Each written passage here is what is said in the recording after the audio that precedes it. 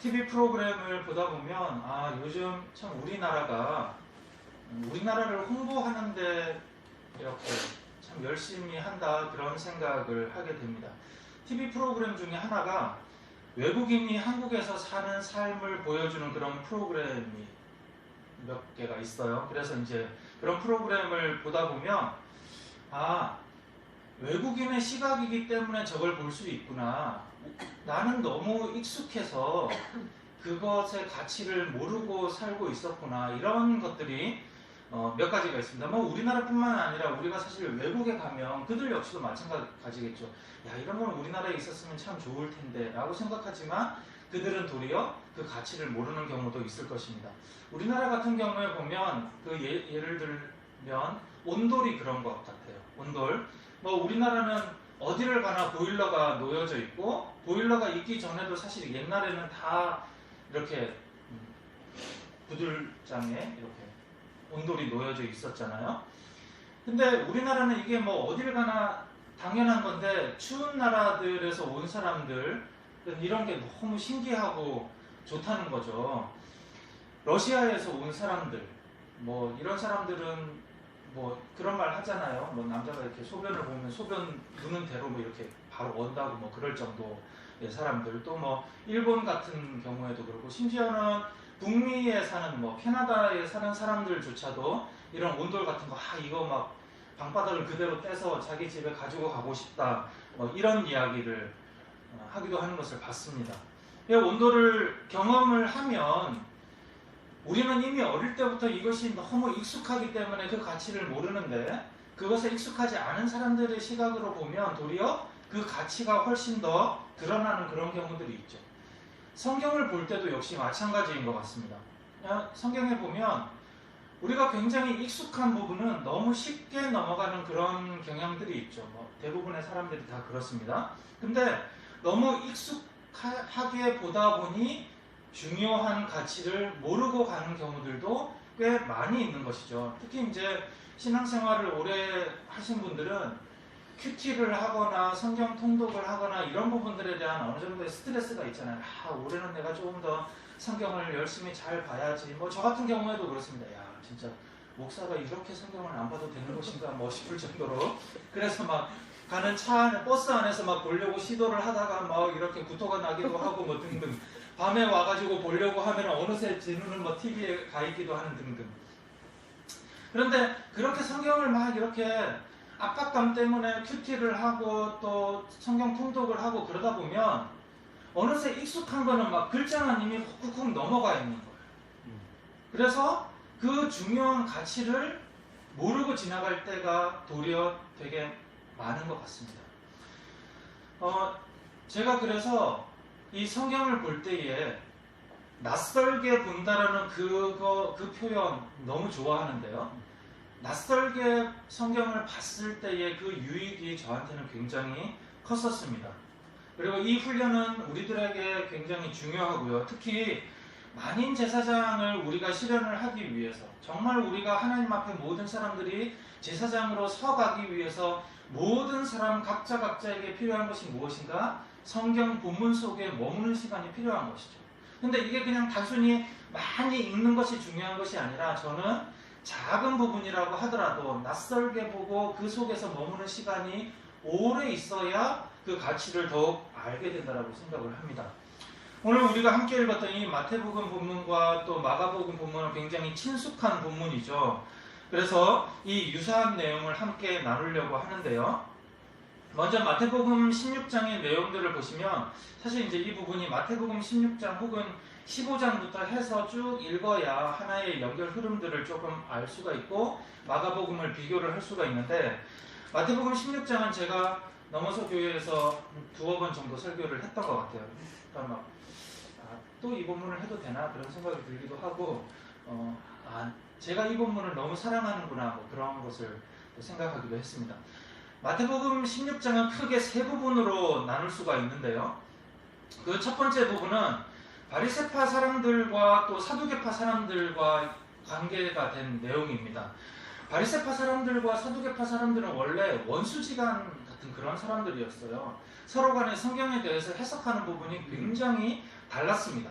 바리새파 사람들은 주로 이제 랍비들이 많은 거죠. 그래서 이렇게 유대인 평민들과 친숙하게 지내고 그들을 이렇게 가르치고 또 훈육하고 주로 이런 사람들이었는데, 성경에 대해서 보는 관점에서 굉장히 크게 다른 부분은 뭐냐면, 이 사람들은 우리와 상당히 비슷해요. 천사도 믿기도 하고 또 내세도 믿고 또 부활도 믿습니다.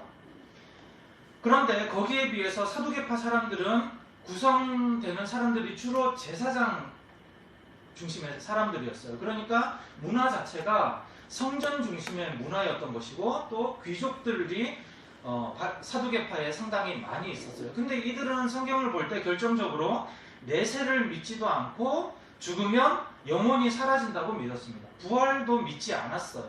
근데 어떻게 그럴 수가 있지라고 생각을 하지만, 사실 구약 성경을 좀 놓고 보면 우리의 선조들, 믿음의 선조들이 막 아브라함이나 또 다윗 왕 같은 경우에도 표현을 할 때 내가 죽으면 내 영혼이 스올에 간다. 이런 스올이라고 하는 것은 어떤 뭐라 그럴까? 우리가 생각하는 어떤 지옥이나 또 하나님의 나라나 이런 표현보다는 그냥 아주 깊은 죽음의 상태, 그냥 깊은 잠의 상태, 뭐 이런 것과 좀 비슷한 그런 거예요. 그러니까 이 사람들도 이렇게 해석을 할 수도 있는 것이죠. 근데 이 사람들은 도리어 로마 제국과 굉장히 친밀한 그런 관계였습니다. 그러니까 평소에는 이 두 바리새파와 사두개파 사람들은 아주 그냥 원수지간처럼 만나기만 하면 서로 싸우고, 이 사람들이 공유회의에 소속되어 있을 때 툭하면 싸우는 일들이 상당히 많았어요. 그래서 나중에 그 사도 바울이 제가 바리새파입니다 막 이렇게 했더니 갑자기 공유회가 쫙 나뉘어지면서 사두개파와 바리새파가 막 싸우게 되는 그런 상황들도 일어나게 되죠. 근데 이 두 파의 사람들이 예수라고 하는 공통의 적이 등장하니까, 그 전에 단 한 번도 없던 상황이었는데 갑자기 연대해서 예수를 공격하는 그 내용인 것입니다. 오늘 본문에서는 이 바리새파 사람들과 사두개파 사람들이 예수님에게 와서 하늘로부터 내려오는 표징을 보여달라라고 이야기를 합니다. 그래서 예수님께서는 내가 인자가 너희들에게 이 세대에게 보여줄 수 있는 표징은 요나의 표징밖에 없다. 이 정도 말씀만 하시고 떠나요. 그리고 떠나서는 제자들에게 도리어 바리새파와 사두개파의 누룩을 조심하라. 이 이야기가 12절까지의 내용입니다. 그래서 첫 번째 부분은 예수님의 경고고요. 두 번째 부분은 우리가 잘 알고 있는 예수께서 가이사랴 빌립보 지방을 지나면서 제자들과 나누는 대화입니다. 빌립보는 단순한 그냥 유대 땅이 아니라 이 지역은 로마 제국과 굉장히 밀접한 관계가 있는 땅인 것이죠. 이곳은 유대의 그 왕이 로마의 황제에게 이 땅을 바친 도시입니다. 이 황제의 이름을 붙이기 위해서는 거기에 시설이나 여러 가지 부분들이 굉장히 좋아야 했는데, 상징적으로 있어야만 되는 것이 황제 신상이 반드시 있어야만 되고, 여기에 거주하게 되는 사람들은 그냥 아무나 평민들이 거주하는 것이 아니라 권력이 있거나 명예가 있거나 가문이 좋거나 로마에 대한 공적이 컸거나 이런 어떤 군인들 가문이나 이런 사람들이 여기에 이주를 해서 살고 있는 것이죠. 그러니까 이런 곳에는 대부분 유대인들은 거의 찾아보기가 어려운 곳이었습니다. 그런데 예수님께서 이런 곳에 이르렀을 때 제자들에게 이렇게 물어보시는 것이죠. 사람들이 인자를 누구라고 하느냐? 그때에 사도 베드로가 주님은 살아계신 하나님의 아들 예수 그리스도이십니다. 이 이야기를 하고 난 직후에 예수님께서 중대한 발표를 합니다. 그 말이 나오기를 예수님께서는 기다리셨던 것이죠. 중대 발표가 무엇인가 하면, 이제 곧 예수님은 예루살렘으로 올라가서 거기서 대제사장들과 율법 학자들과 장로들에게 고난을 받고 죽임을 당할 것이라는 이런 내용을 이야기해요. 그 말을 듣자 제자들이, 그 중에 특히 베드로가 예수님께 절대 그런 일이 일어나서는 안 됩니다. 절대 그런 일이 일어나서는 안 됩니다. 예수님 안 돼요. 이런 게 아니라 본문을 보면 항의하고 거의 막 멱살 잡을 정도로 막 몸을 밀칠 정도로 이렇게 강력하게 예수님께 대들면서 항의하는 그런 내용이 나옵니다. 그러자 예수님은 왜 베드로가 그렇게 이야기했는지를 아시겠죠.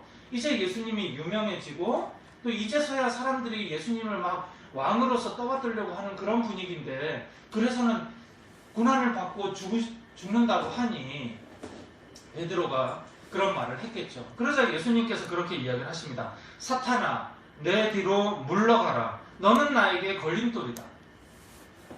누구든지 나를 따라오려거든 자기를 부인하고 제 십자가를 져야 한다라고 예수님께서 꾸지람을 하고 제자들에게 경고하는 것이 이 세 번째 부분입니다.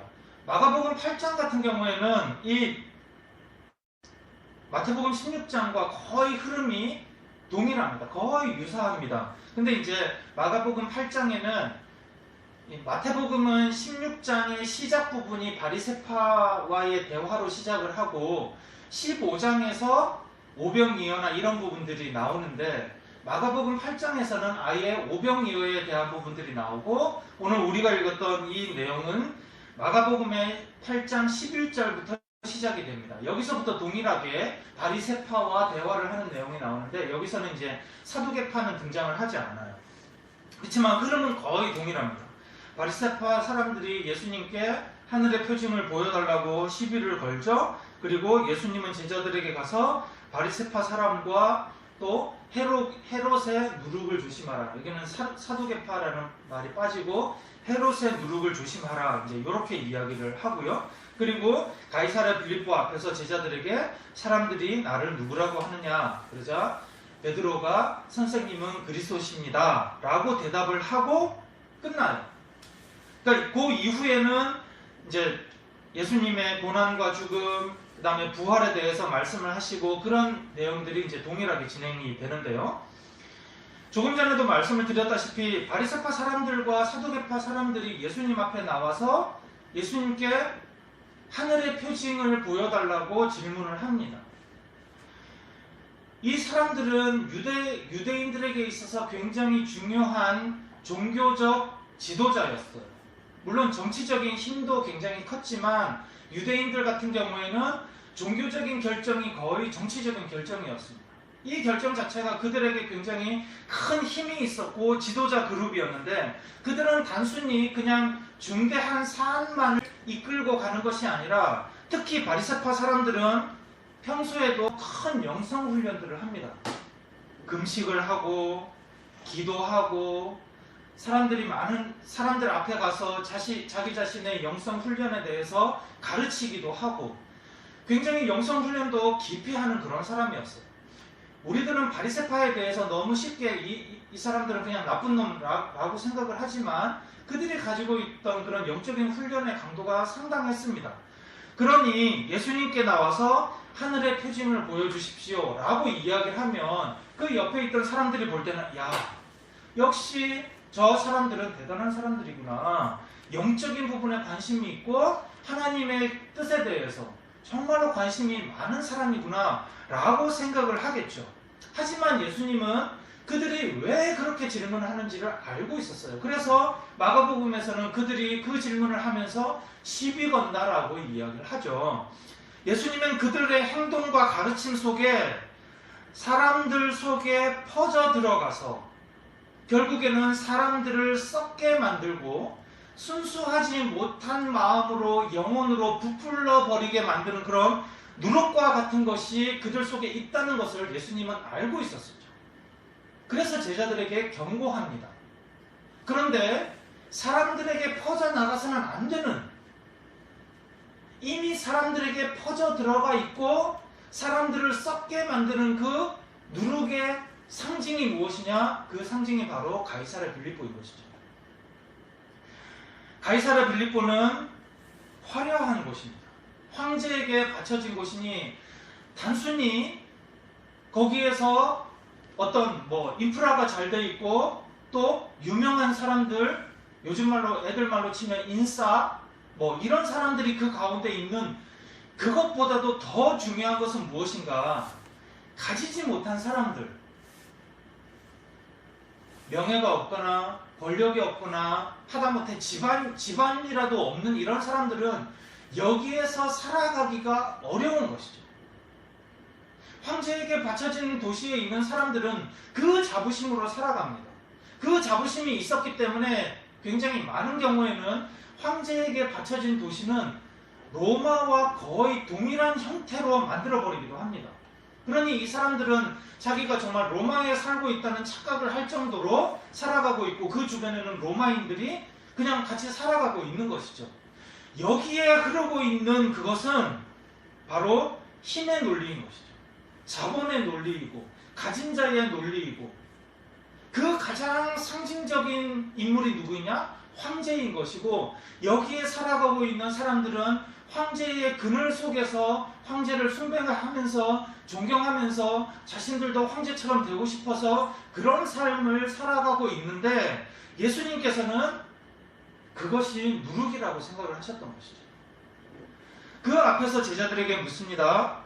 사람들이 나를 누구라고 부르고 너희는 나를 누구라 부르느냐? 그때에 베드로가 대답합니다. 선생님은 살아계신 하나님의 아들 그리스도십니다. 선생님은 이 세상을 통치하는 하나님의 아들이시요, 우리를 구원으로 이끄실 메시아십니다. 구원자십니다. 그 고백을 하는 것이죠.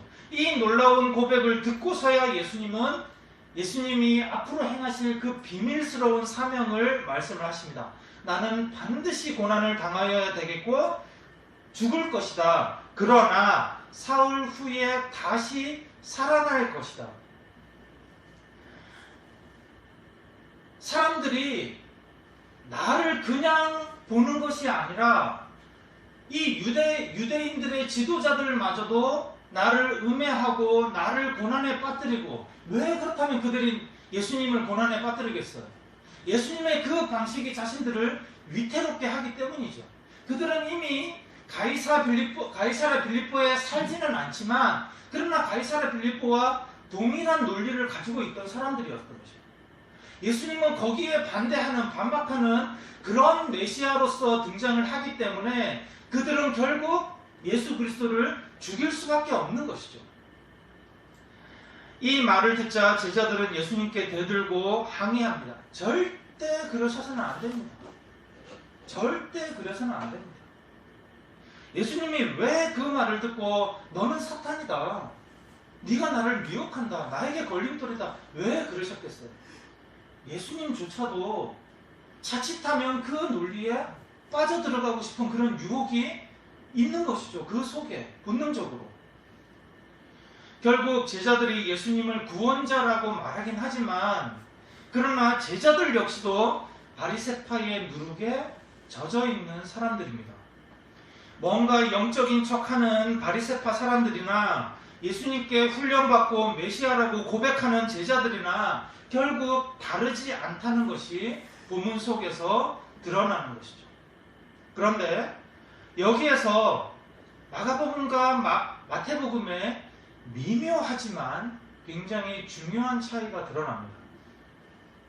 마태복음에서는 베드로의 고백을 들은 예수님께서 주님은 살아계신 하나님의 아들 그리스도십니다 라고 하는 그 고백을 들은 뒤에 교회를 세우겠다는 말씀을 하십니다. 그런데 거기에 비해서 마가복음에서는 교회에 대한 이야기가 나오지 않아요. 도리어 우리가 읽은 이 본문 바로 앞에 제자들에게 바리새파의 누룩을 조심하라고 하신 그 이후에 시각장애인의 눈을 고쳐주는 내용이 나옵니다. 그러니까 본문이 조금 다른 거예요. 몇 절이 다른 거예요. 그러면 마가복음에서는 바리새파의 종교 지도자들이 아무리 영적인 척 하더라도, 믿음이 좋은 것 같더라도 그들은 눈이 열리지 않은 사람이라는 그런 뜻이고, 도리어 시각장애인, 예수님 시대의 시각장애인은 하층민 중에서도 최하층민입니다. 단순히 시각장애인뿐만 아니라 장애인 자체가 그랬죠. 그 중에서 눈을 볼 수 없으니 밖에 나가서 노동을 할 수가 없고 자기가 스스로 벌어먹을 수가 없습니다. 가난하고 병들고 다른 사람들에게 구걸해서 살아가는 하층민 중에 가장 하층민인 시각장애인이 예수님 때문에 눈을 뜨게 된 것이죠. 그럼 눈을 뜨게 되면서 뭘 보겠어요? 예수님을 보는 것이죠. 나를 고쳐준 이 사람이야말로 유대인들에게 유일한 능력자구나. 이 사람은 참 하나님의 아들이겠구나. 내가 들었던 그 소문이 거짓이 아니었구나. 육체의 눈을 뜨면서 영적인 눈이 같이 떠지는 것이죠. 그런데 거기에 비해서 또다시 제자들 역시도 실패하는 모습을 보여줍니다. 그리고 제자들에게 있어서 필요한 것은 참 제자도라고 하는 것은 바리새파 사람들처럼 말로써 영적인 것을 추구하고 말로써 영성을 훈련하라고 하는 그런 가르침이나 말에 있는 것이 아니라 삶에 있는 것이죠. 자신의 십자가를 메고 예수 그리스도를 따라갈 때 참 제자가 된다라고 하는 그 시각장애인의 삶이 예수 그리스도를 만났을 때에 어떻게 변했을까요? 나 그냥 눈이 나왔어. 이런 건 아니라 정말로 예수 그리스도를 따라갔겠죠. 여기에 비해서 마태복음은 제자들 역시 힘의 논리에 젖어 있지만, 그러나 예수님은 교회를 세우시고 죽음의 문들이 이기지 못하도록 하시고 그 교회에 하늘나라의 열쇠를 맡기면서 온 세상이 가이사의 누룩에 젖어 있다고 하더라도 나는 반드시 그 가이사의 누룩에 대항하는 교회를 세우고야 말리라. 예수 그리스도의 앞으로의 계획을 이야기를 하시는 것이죠. 마가복음을 보면 우리는 굉장히 절망스럽습니다. 그렇게 성경을 연구하고 영성을 훈련을 하는 바리새인들이나 예수님을 따라다니며 배웠던 제자들이나 결국에는 돈의 논리, 힘의 논리에 젖어 있고 실패로 끝나는 것이죠. 그러면 우리가 우리를 생각을 할 때도 뭐가 얼마나 다르겠습니까? 똑같죠? 저희 큰애가 여기 있습니다만 고3이에요. 주변의 친구들이 다 걱정해요. 뭘 걱정을 할 것 같아요? 대학 들어갈 수 있을까? 물론 그 걱정하죠. 그 걱정에 연결된 걱정이 나 진짜 먹고 살 수 있을까? 그 걱정하는 거예요. 과를 선택을 할 때 기준이 그것인 것이죠. 온 세상이 다 어떻게 먹고 살까? 돈이 더 많으면 우리 집이 어떻게 하면 더 돈이 많아질까? 물론 우리가 살고 있는 집 자체가 집값이 올라가고 그것이 나쁜 것입니까? 괜찮은 것이죠. 좋은 것이죠. 그 자체로서 물론 안 좋을 수도 있겠네요. 그로 인해서 더 가난하고 집 없는 사람들이 생겨날 수도 있겠지만, 아무튼 우리가 그걸 위해서 투기를 조장하거나 그렇지 않다면 괜찮을 수도 있겠지만, 모든 세대들이 다 돈에 대한 걱정 속에서 돈을 숭배하고 돈을 쫓아가는 그런 삶이 되는 것이죠. 그것은 단순히 예수님 시대뿐만 아니라 이 시대까지도 동일한 것인데, 우리의 모습이 그러니 제자들에게 사실은 비난을 하기가 어렵습니다.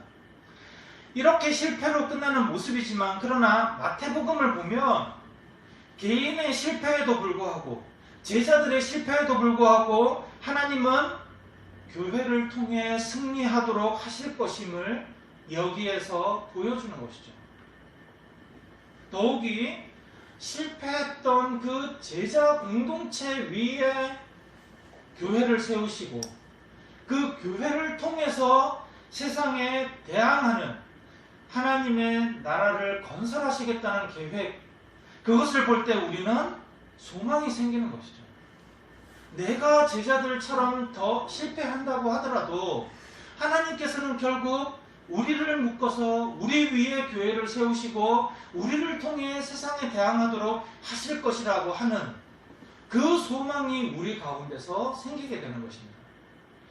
성령의 인도를 받는 교회는 죽음이 이기지 못하고, 가이사의 누룩을 경계하는 교회 성도는 결국 자기 십자가를 메고 예수 그리스도를 따라가며 목숨을 잃더라도 진정한 목숨을 얻게 되리라는 것을 본문을 통해 확신하게 되는 것입니다.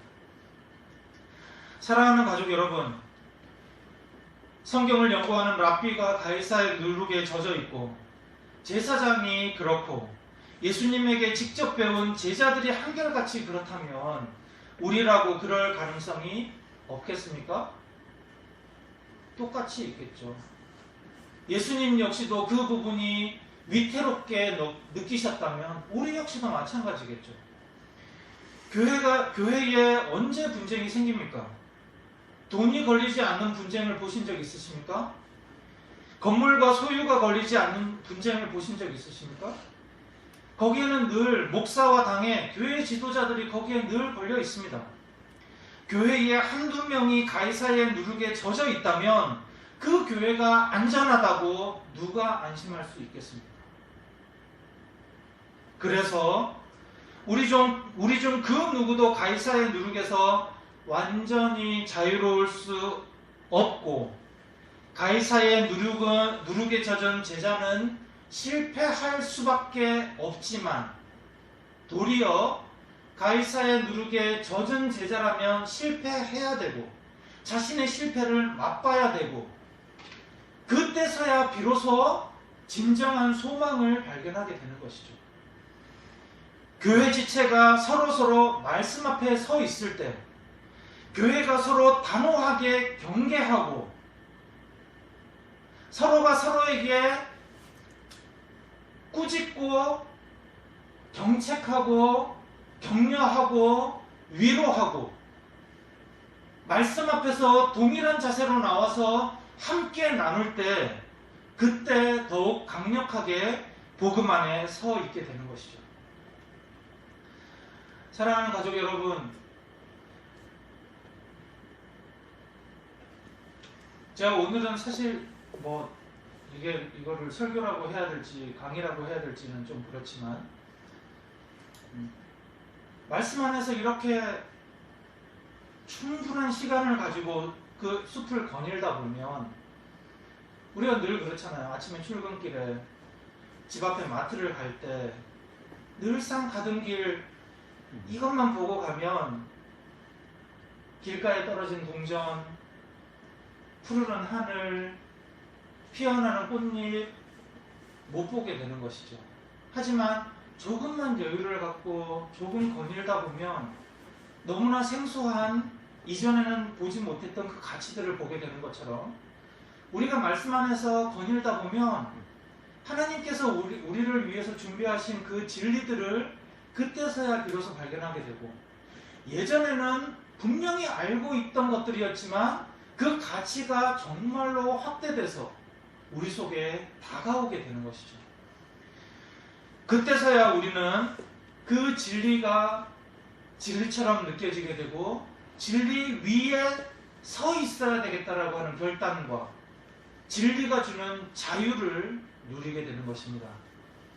사랑하는 가족 여러분, 그래서 우리가 모두 하나님 앞에 하나님의 백성이요 성도로서 더욱 하나님의 말씀에 깊어지고 그 기반 위에 서가는 우리가 되시기를, 예수 그리스도께서 우리를 공동체로 묶으시고 이 땅 가운데 진정한 하나님의 나라, 대안이 되는 하나님의 나라의 필수적인 교회로 세워가시기를 예수 그리스도의 이름으로 축원합니다.